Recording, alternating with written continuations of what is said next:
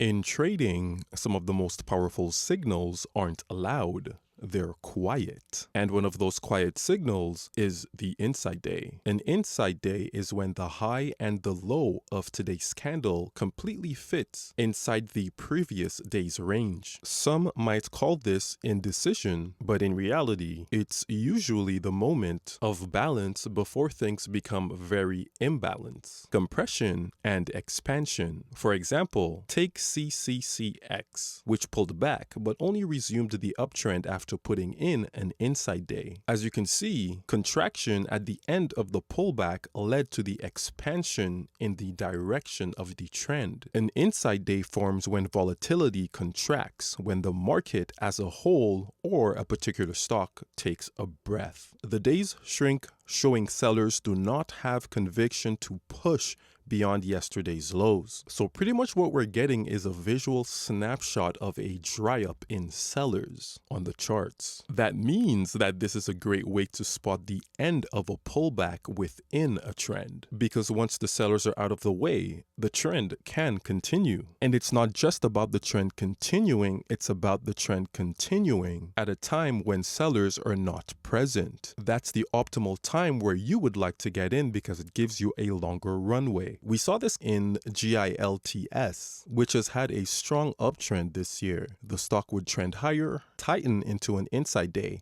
then explode higher in the next session. Expansion, then contraction. And in this case, it wasn't only the inside day that made this particular buy area so powerful. You also had support of the 10-day moving average, and also a prior resistance area which held as support. Combining inside days with key levels really takes this setup to the next level. 9 times out of 10, a stock will make its biggest moves coming out of a major key level. Inside days compress volatility, and when price breaks above or below those key ranges, volatility then expands sharply. And this happens because traders who were waiting for confirmation pile in, while those positioned the wrong way rush to exit, also adding to the momentum when things finally resume. Here's an example in KOTS. This time though, we didn't just get one inside day, we got 2 inside days.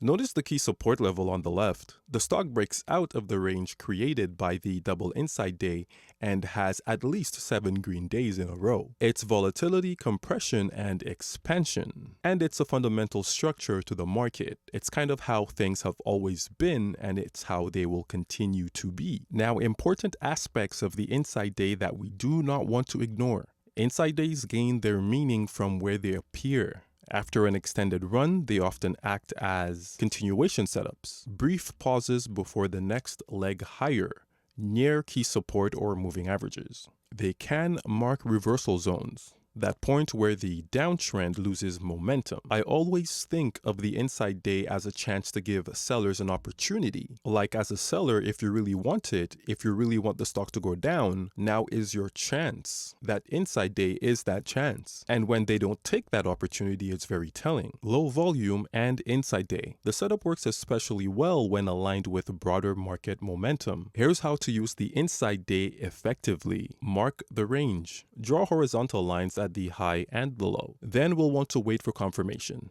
Don't anticipate, only buy when price breaks above the inside day's range and trade the expansion. If the breakout candle has volume, that is your confirmation. Breakouts without volume are more prone to failure. And if it does fail, you'll need to manage risk. Stop losses often go just beyond the opposite side of the inside day or below the breakout day's range, keeping risk tight, which allows for greater risk reward on the upside. Many traders will overlook inside days because they look insignificant.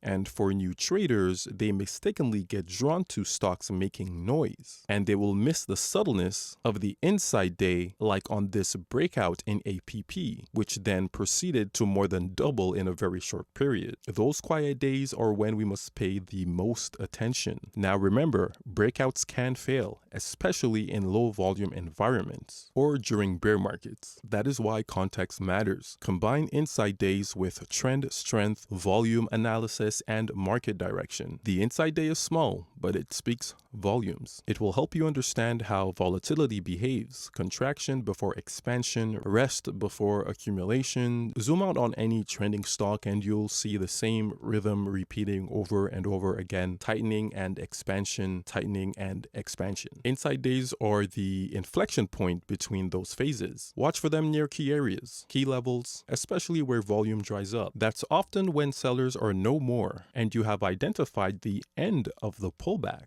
Then the continuation of the trend can continue. Now, if you want more of these videos or want to learn about pullbacks or more about inside days, subscribe and like the video.